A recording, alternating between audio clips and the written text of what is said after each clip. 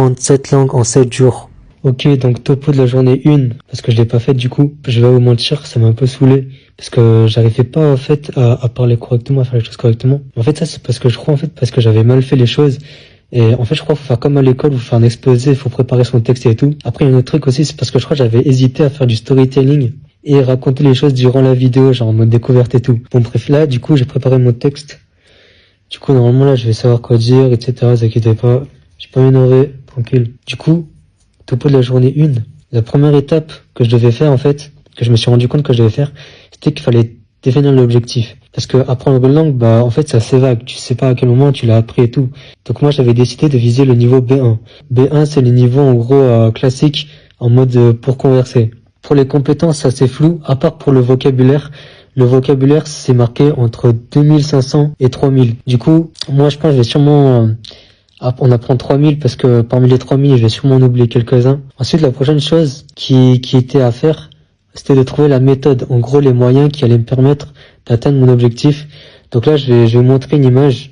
Donc là, j'ai écrit ça au fur et à mesure de la vidéo.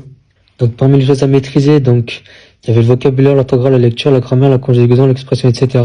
Et ensuite, parmi les moyens que j'allais utiliser, il y avait la révision du vocabulaire, la prononciation, donc ça c'est un truc que je vais faire durant le premier jour, la grammaire, la conjugaison et les exercices qui vont avec, des simulations avec ChatGPT. Donc ça en gros, c'est le fait de simuler des activités. Par exemple, vous sortez, vous allez au café et genre vous lui demandez d'être votre pote. Ensuite, il y avait parler avec des personnes et des vidéos dans la langue. Donc ça c'est un moyen plus passif au cas où, genre si je suis un peu KO, tu vois. Voilà. Alors dans l'image, les choses sont reliées simplement, mais la vérité c'est qu'il y a tout qui empiètre sur tout un peu. Donc moi j'ai fait un truc simple pour pas me casser la tête, en fait pour être sûr que ouais je sais pas ce que je raconte. Bref. Ensuite la prochaine étape c'était de choisir les langues. Alors pour comment j'ai choisi mes langues, les langues qui devaient respecter 2 critères. Le premier critère c'était un alphabet pas trop différent du latin, parce que en 7 jours pour bien mémoriser un alphabet compliqué, bah je sais que c'était quasiment impossible. Fallait que ça reste assez facile, on va dire. Ensuite, le deuxième critère, c'était qu'il fallait que ce soit une langue auquel, en fait, je m'y étais pas encore beaucoup initié. Donc, par exemple, à l'école, les langues que j'ai appris, bah ça comptait pas, tu vois, ça comptait pas. Donc, les 7 langues que j'avais choisies, c'était l'allemand, le polonais, l'islandais, le grec, le danois, le serbe et le slovène. Bon, après, j'ai vite remarqué qu'il y en a 2 qui respectaient pas trop les critères. C'était le grec et le serbe. Je peux vous dire que j'ai fait une sacrée tête quand j'ai vu l'alphabet, frère. Ça m'a perturbé. Et ensuite, la dernière chose que j'ai dû faire, en fait, c'était de distribuer, en fait, les méthodes, les moyens sur les différentes journées. Donc en soi, ça change pas vraiment. Il y a juste le fait de parler aux gens. Donc ça, je l'ai mis à la fin parce que vous doutez bien que c'est impossible de faire ça dès le début.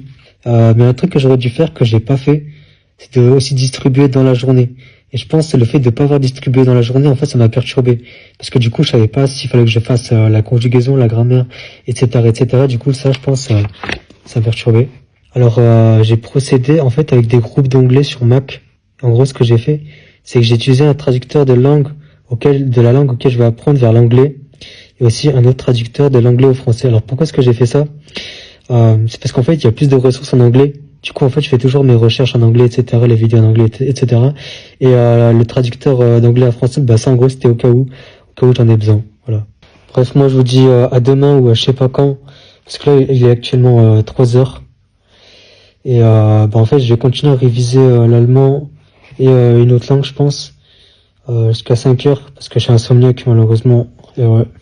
Et du coup, voilà, bref. Ciao, ciao!